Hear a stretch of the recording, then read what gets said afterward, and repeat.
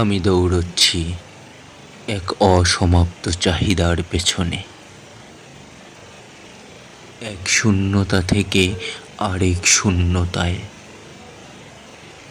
ভেবেছিলাম একদিন পূর্ণ হব, ভেবেছিলাম একদিন সব পাওয়া হবে, কিন্তু কিন্তু আজ আয়নার সামনে দাঁড়িয়ে দেখি আমি শূন্য। আমার ভেতরে গর্জে ওঠে এক শূন্যতার ভাষা।